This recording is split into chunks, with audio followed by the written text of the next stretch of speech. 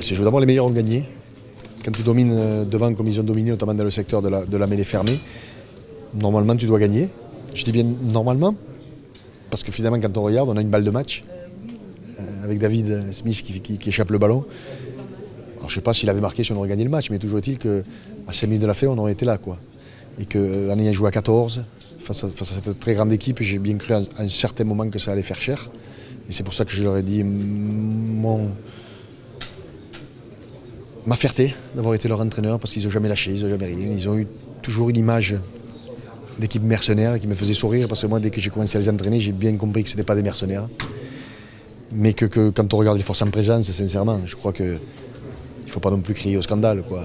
En face, c'est une douzaine d'internationaux en activité. C'est ce que je leur dis aussi, il faut bien reconnaître ça, quoi. C'est en activité entre je l'ai été et je le suis. Ben, c'est souvent ceux qui le sont qui sont meilleurs. Hein.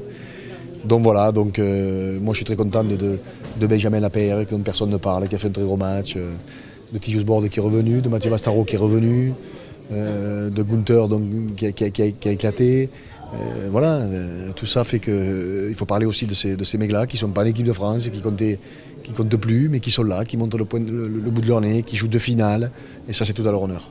Bien sûr qu'il a beaucoup manqué Karleman, et j'en veux nullement à David Kuriashvili qui lui aussi a à apprendre de ces matchs-là, quoi. C'est évident. Mais bon, quand il faisait la gueule parce qu'il ne jouait pas, qu'il ne trouvait pas ça normal, je crois que j'ai pas eu besoin de lui dire que j'avais raison.